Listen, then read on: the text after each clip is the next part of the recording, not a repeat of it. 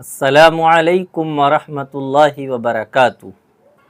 حضرات ناظرین، بہت سے ہمارے بھائی یہ سوال کرتے ہیں، معلوم کرتے ہیں، پوچھتے ہیں کہ ہم رشتہ کیسے گھروں میں کریں، یعنی جہاں ہم اپنے بچوں کا رشتہ کریں یا شادی کریں تو وہ گھر کن صفات کے ساتھ متصف ہونے چاہیے۔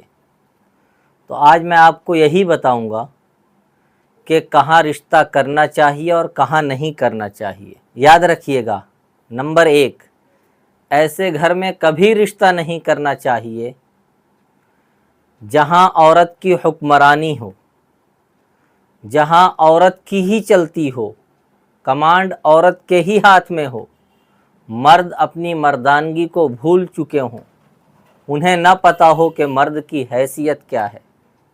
اگر آپ ایسے گھر کے اندر اپنے بچوں کا رشتہ کریں گے تو یاد رکھیے گا بہت زیادہ نقصان کے اندیشے ہیں۔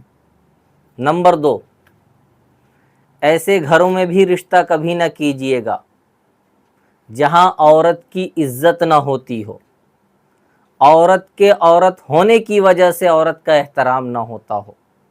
آپ کو بہت سارے لوگ ایسے مل جائیں گے جو یہ کہتے ہوئے ملیں گے کہ کبھی ہم اپنی سسرال نہیں جاتے، یا ہمارے ابا کبھی اپنے سسرال نہیں گئے، ہم وہاں کی چیزوں کو کبھی استعمال نہیں کرتے۔ یا ایسی عورتیں مل جائیں گی جو آپ کو یہ کہتی ہوئی ملیں گی کہ ہمیں اپنے میکے جانا اچھا نہیں لگتا، ہمیں اپنا گھر جانا پسند نہیں ہے۔ کیوں؟ وجہ جانتے ہیں؟ وجہ یہ ہے کہ ان کے گھر میں عورتوں کی عزت نہیں ہے، عورت کے عورت ہونے کی وجہ سے۔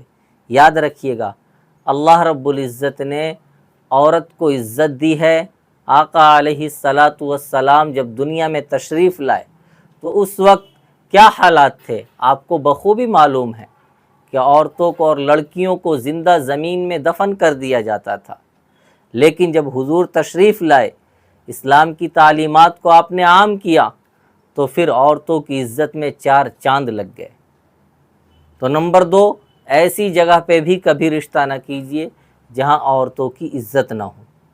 نمبر 3، ایسی جگہ اور ایسے گھر میں کبھی رشتہ نہ کیجیے گا جہاں طلاقیں کثرت سے ہوتی ہوں، جس گھر کے اندر عورتوں کو طلاق زیادہ دی جاتی ہوں، ورنہ آپ بہت بڑے خسارے کے اندر ہاتھ ڈال رہے ہیں۔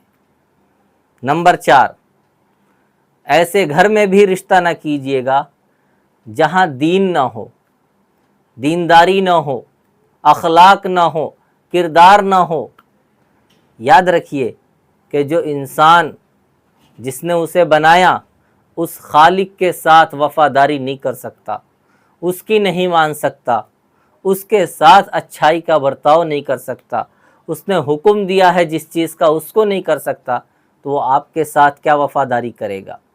اسی لیے ایک حدیث کے اندر آقا علیہ الصلاۃ والسلام نے ارشاد فرمایا کہ تنکح المرأۃ لأربعۃ، کہ کسی عورت سے شادی کی جاتی ہے 4 وجہوں میں سے کسی ایک وجہ سے۔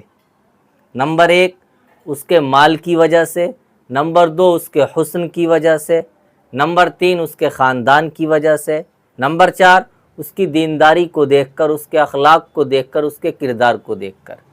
پھر آقا علیہ الصلاۃ والسلام نے یہ بھی فرمایا کہ تم دینداری کو ترجیح دو۔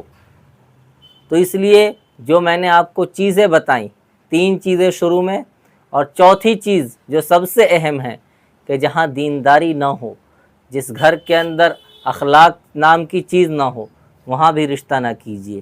فقط والسلام۔